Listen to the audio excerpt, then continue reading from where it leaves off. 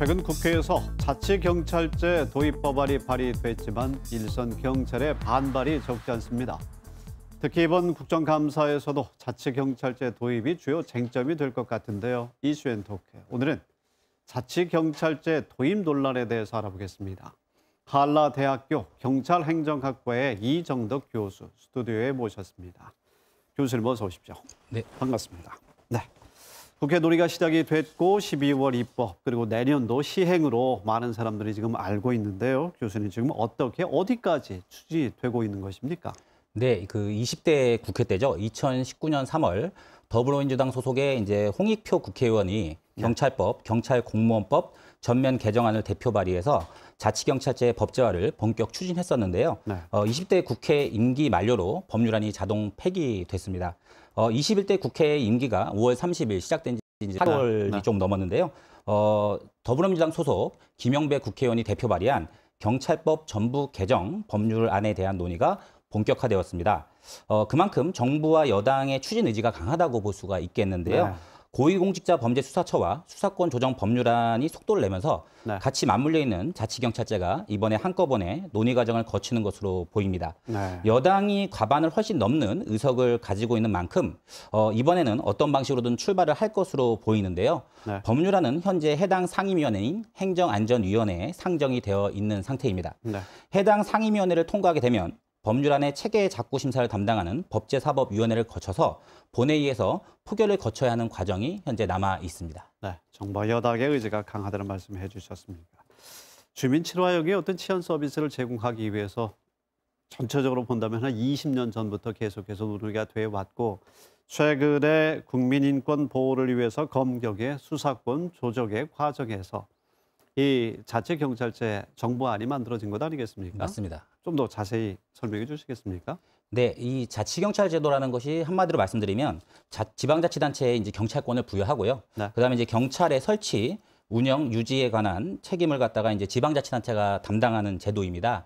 근데 이제 고 김대중 대통령 때 절충형 자치경찰제 도입에 대한 시도가 있었는데요. 결과론적으로는 이제 정착되지 못했고요.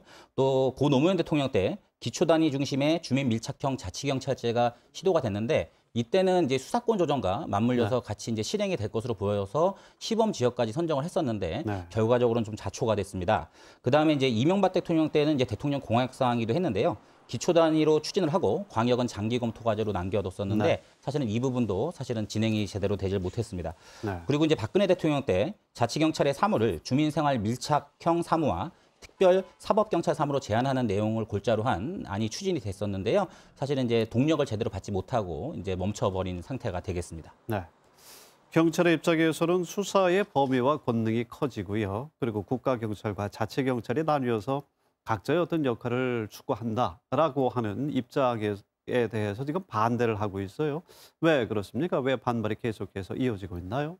네, 일단 표면상으로는 자치경찰제의 취지에는 많은 경찰관분들이 공감하고 있다고 생각을 합니다. 하지만 내부적으로 보면 크게 두 가지라고 생각이 됩니다. 일단 신분불안과 급여의 문제인데요. 먼저 국가경찰과 장치경찰의 위상의 문제입니다. 이는 사기의 문제와도 좀 연결되는데요. 경찰이라는 직업의 특성상 이제 근무 의욕이 저하되면 치안 서비스에 좀 악영향이 올 수가 있습니다. 그리고 이제 동의를 받겠지만 원하지 않게 자치경찰로 발령이 날 수도 있습니다. 그리고 이제 급여가 차등이 되고 최악으로 지방마다 격차가 발생하는 것도 아닌지에 대해서 경찰관분들께서는 사실 개인적으로 사실은 굉장히 중요한 문제도 받아들이고 있거든요. 현재 일원화 방식으로 국가직이 유지된다면 뭐 이러한 부분은 어느 정도 해소될 수 있겠지만 사실은 또 비판의 목소리도 사실 있는 것이 사실입니다. 치안 서비스에 악영향이 있다라고 하는 것은 국민의 재산과 또 생명은 물론이고 인권 보호, 사회적 안녕과 질서를 유지하는 데도 악영향이 있다는 말씀이시네요. 네, 맞습니다. 자, 검찰도 그렇고 경찰도 그렇고 국민에게 어떤 것이 더 좋다.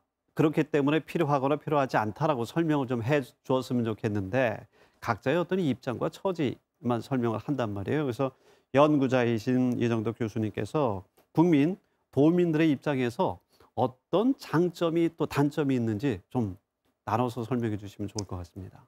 네, 사실 모든 제도가 그렇듯이 자치경찰 제도도 장점과 단점이 분명히 있습니다.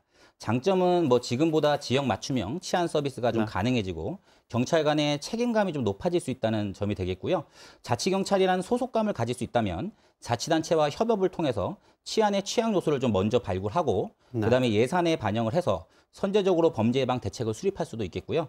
CCTV 운영 과정에 지금보다 더 적극적으로 참여할 수도 있습니다. 또한 이제 일반 행정 및 복지 행정과 유기적으로 좀 밀착을 해서 효율성을 증대시킬 수도 있겠고요. 지방의 변화되는 치안 수요에 지금보다는 좀 더 능동적인 대처가 가능하지 않을까라는 네. 점들이 좀 장점이 되겠고요. 네. 단점으로는 이제 앞서 잠깐 말씀드렸듯이 지방의 재정 여건에 따라 치안 서비스의 질이 달라지는 것이 아닌가 하는 의구심이 지금도 남아 있습니다. 네. 그리고 이제 신고와 범죄 수사 등 치안 서비스에서 사각지대가 발생하는 것은 아닌지 이에 대해서 사실은 또 그다음에 이제 경찰 관분들께서는 오히려 업무가 과중되는 건 아닌지에 대한 부분도 사실은 우려가 있고요. 이렇게 되면 사실은 국민들에게 또 치안 서비스가 사실은 이제 좋지 않게 되는 네. 이제 결과론적으로 갈 수도 있습니다. 또한 이제 설마 그렇진 않겠지만 지방의 토착 세력이라든가 이런 것과 이제 혹시 결탁이 되거나 네, 유착이 네. 돼서 사건 해결에 혹시 미온적으로 되지 않을까라는 우려도 지금 사실 충분히 단점으로 논의가 될 수 있는 부분이다라고 생각이 됩니다. 알겠습니다. 그럼 시간 때문에 개선 방안을 좀 질문 드리도록 하겠습니다. 자, 민주적 통제를 받는 데는 명분도 있고 여러 가지 참 좋아 보이는데 어떤 보충 또 보완점이 좀 있어야 된다고 보십니까? 네, 사실 이번 자치경찰 제도는 수사권 조정 등 외부의 이유로 시작되는 듯한 느낌이 좀 있긴 합니다. 네. 하지만 이제 국정감사에서 뭐 정보경찰 정보 수집에 대한 부분이 좀 문제로 제기되기도 했는데요. 자치경찰 제도 본연의 취지를 살릴 수 있도록 지방분권이라는 대의를 넘어서 좀 세밀한 관심이 좀 필요하다라고 좀 생각이 됩니다. 수사권 조정이 이루어져서 검찰의 힘이 약해졌기 때문에 경찰도 네. 같이 약화돼야 된다라는 논리는 자칫하면 범죄 대응 능력의 악화로 이제 이어질 수가 있고요. 현재 경찰의 치안 서비스는 일부 뭐 부족한 부분이 있겠지만 사실은 외국의 어느 나라와 비교해도 사실은 뭐 좀 앞서 있는 수준이다라고 말씀드릴 수가 있겠습니다. 네. 자치경찰 제도의 본래 취지를 살리려면 국가경찰이 처리하는 사무와 자치경찰이 처리하는 사무를 좀 국민 입장에서 더욱 면밀하게 검토하고 확정하는 것이 필요한데요. 지금 우려스러운 점은 상할 민원이 45% 정도가 된다고 예상되는데 이것이 지금 자치경찰 업무로 넘어올 가능성이 있습니다. 네. 그런 부분들이 좀 있고요. 제도가 한번 시작되면 되돌리고 수정하는 것이 쉽지 않을 뿐더러 국민들에게 큰 불편을 초래하게 됩니다. 따라서 범죄 예방과 수사라는 업무를 담당하는 직무의 특성상 이러한 불편은 돌이킬 수 없는 문제를 야기할 수가 있고요. 대의 명분보다는 국민들의 입장에서 좀 더 세밀한 논의가 이루어져야 되지 않을까 생각이 됩니다. 국민들의 입장에서 알겠습니다. 한라대학교 이정덕 교수님 오늘 대단히 고맙습니다. 네, 감사합니다.